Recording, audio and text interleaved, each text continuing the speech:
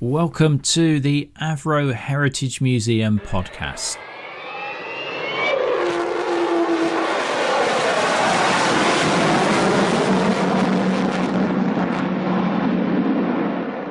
Today we continue Alan Yates' story as told by his son, Roger. We left Alan at the end of episode 1, having abandoned his aircraft with bits of aeroplane and shrapnel on his left side and already bruised from his parachute harness before he'd even hit the ground.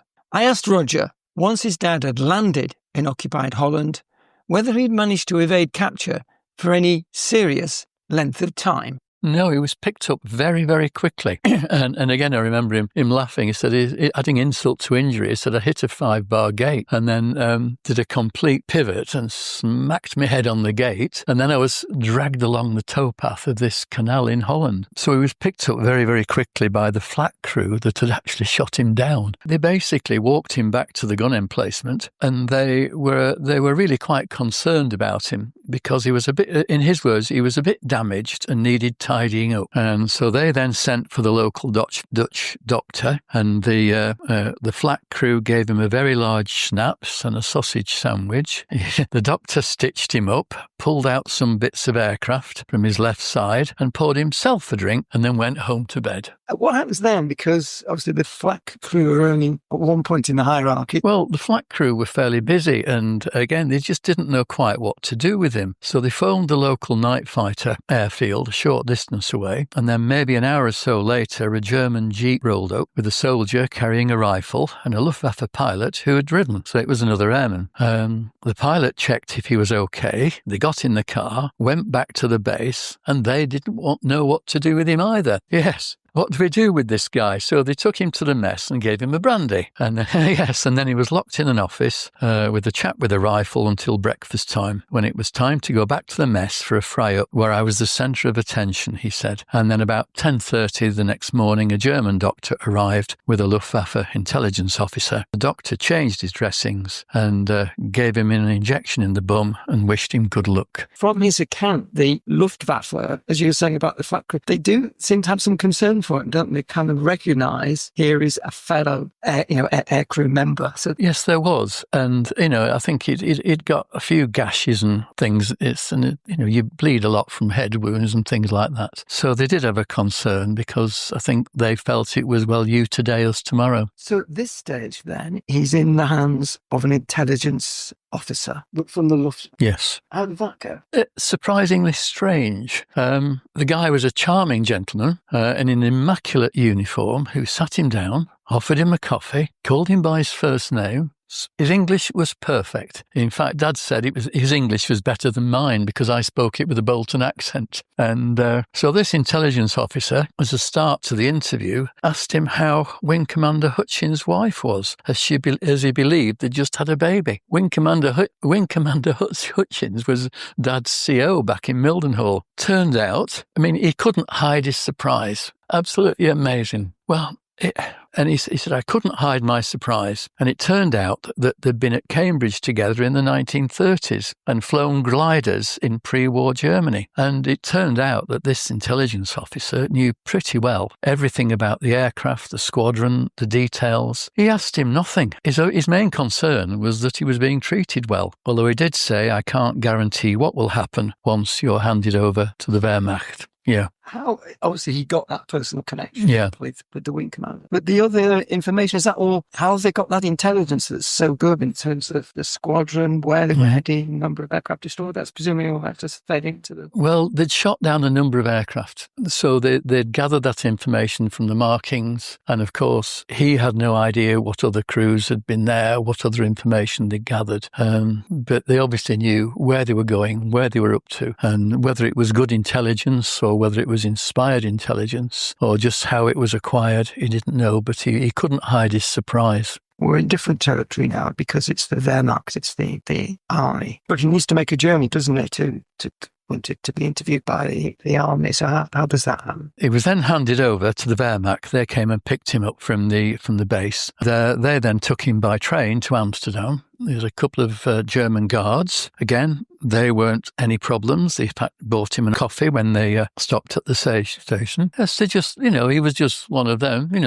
But when he got to Amsterdam jail, all his flying gear was taken away. I mean, he always used to comment that when he used to see these films about POW camps on the TV, and they were all in the flying jackets and flying boots, he said, that wouldn't have happened. So they took all his flying gear away, his Irving flying jacket, flying trousers, boot, and then he was given a pair of clogs. I think it was because the quality of the flying gear and the flying suits that they had in the Royal Air Force were far superior. I think they were just taken over and used. I don't think it was to prevent him escaping from Amsterdam jail. And so he was given a pair of clogs and then retained his battle dress blouse and trousers. And then he has a period of 2 weeks then, doesn't he? Yes. Solitary confinement. Yeah. Well, he's still in Amsterdam jail, and he was...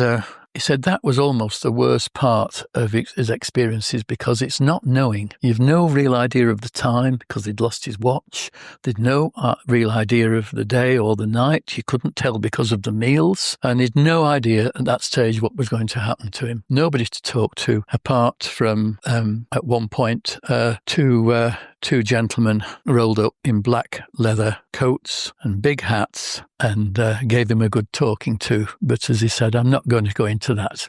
He never said what happened. But I suspect they weren't quite as pleasant as the Luftwaffe intelligence officer. Okay, so then he's on the move again then, isn't he? Yep. The next stage was a train to a transit camp. And at that stage in the war, Stalag Luft 3, which was the camp where they did the Great Escape from, was actually a transit camp. And he was there for 3 weeks before being transferred to Stalag 8B in Lambsdorff to spend the rest of his time as, in his words, a Kriegi, which is Kriegsgefangenen. Prisoner of war in German, yeah. So he's in Stalag 8B, Lambsdorff. Tell us a bit about that particular camp. It was quite a big camp, and it was in Upper Silesia, which is now Poland. And in 1939, it had apparently housed a lot of Polish prisoners, presumably following the German invasion of Poland. And then from 1940 onwards, it housed more than 100,000 prisoners from Britain and other Commonwealth countries, as well as the Soviet Union, Poland, and various European countries occupied by the Germans. In 1943, many prisoners from Lambsdorff were transferred as well to other camps. So he has quite a spell in this camp. And lots of these things we're used to seeing on the films, aren't they? And they're very often not true. In the films, there's always something about the relationship between the prisoners and the German command. And you see scenes, classic one is planning escapes and so on. Then you have quite the social side, but it is that, where they put on theatrical events or something. Did he ever talk about that kind of, if you can call it, the everyday life of that? Yes, he did. I think that the main problem you had in the camp was boredom. And so they had to make their own entertainment. So they did put on shows. They put on Gilbert and Sullivan shows, because through the Red Cross, they were managed to get manuscripts. There were people among the prisoners who could play the piano and sing. So they put on shows and little event, which the German guards always used to come down and watch. They would have a carol service at Christmas. They would also play sport. He represented England across against the Australians at cricket. They played football, played cards, because really there was very little to do. But also they pooled the resources. So there were some people who would give language lessons. So you could have language lessons. You could learn French or German or Russian. He decided that he would be better off trying to learn some German. Then he could talk to the guards, and then he could talk to some of the other, he just thought it would be useful, and it just filled your days. However, January 1945, things are changing in terms of the way the war's going. Bearing in mind the camp is in what would now be Poland. We've got the Russians now advancing on Germany. In January 45, as people are probably aware, the Soviet armies had really resumed their offensive, and they were advancing really quite quickly through Poland and then into Germany. And so it became the the principle that the Germans would evacuate the POW camps. At this point, the prisoners were not too unhappy about this because they really were aware of the fact that the Russians, once they'd overrun the camp, it would probably take a long time to get home. So when the Germans decided that's right, so they thought it would be better going towards the west. And so the prisoners went out in whole groups and large groups. Mainly the army would stick together, or the Royal Air Force would stick together, or the contingent of the Royal Navy would stick together. And they were walking from Upper Silesia in Poland, heading west. Basically, it was southwest that they were generally going towards. Force marches around about 30,000 prisoners of war, Allied prisoners of war. Yes. And this march, it's been given various names, hasn't it? The Great March West, the Long March. And I believe when we chatted earlier, your dad said it was also called the Lambsdorff Death March. He thought that sounded a bit too dramatic. But when I looked up some figures, 8,000 were killed. Of course, you've not only got prisoners of war on the move at this point, you've also got German civilians. Well, the German civilians were really quite afraid of the Russians, and they did not want to fall into Russian hands because of the fact that really the Germans, or should I say rather the Nazi element of the German army, had treated the Russians incredibly badly, and the Russians were very keen to retaliate. So escaping the Russians became a key objective. Even though the conditions had not been good in Poland, they thought anything would be better than living under the Soviet control. Yeah, and as it turned out, the weather certainly didn't help, did it? And of course, the POWs were not in good shape. No, the POWs were not in good shape. The menu for the last 3 years had been fairly mundane. If it hadn't have been for Red Cross parcels, many would have died. But the diet wasn't lending itself to being fit enough to walk in those conditions. Also, the inappropriate clothing that they were wearing, the uniforms at that stage were falling to bits. They were scrounging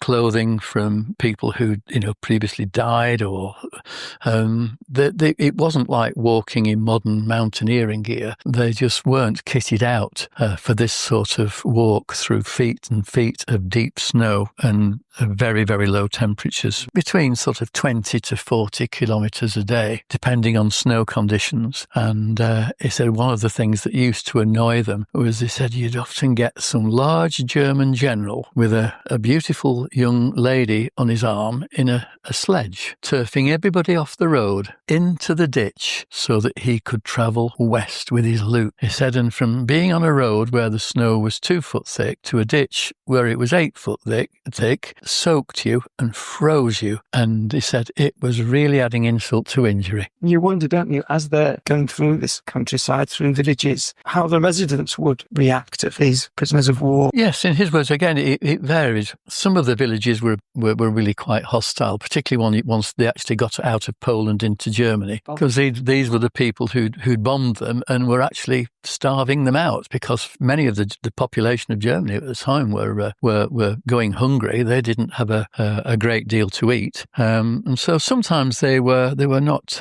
very well received. Sometimes the villagers would throw things at them, but on other occasions they'd find somewhere and the residents would share food with them, or they'd put their food together and see to make the best of it. Your dad ends up in a small group, doesn't he? It's a bit of a mixed bunch. Who was in this group? Yes, he said the original groups of maybe 200-300 gradually broke down into people who started getting on quite well together, and people who were obviously looking out for themselves and trying to work around it. Smaller groups worked better. So some groups of prisoners were joined by, I say, some even German civilians. But he had a small group. There was himself and some chaps that were captured at Dunkirk. I think he said they were East Kents. There were some Paras taken at Arnhem, and ironically 6 Russians that joined the group who were really escaping the Russians. They didn't really want to be taken by the Russians because they knew there was a bit of retribution coming in their direction. So they were quite a mixed group, but with a smaller group it meant they could often find somewhere easier to stay. Thank you once again to Roger for sharing his dad's story with us. Despite the terrible conditions, his dad appears to be getting on well with the somewhat motley crew who were marching west with him. But all that was about to change and potentially to take a terrible turn for the worst. All will be revealed when you tune to the third and final part of Alan Yates' story on the Avro Heritage Museum podcast. Do try and join us for that. In the meantime, it's goodbye from me, Chris Beswick.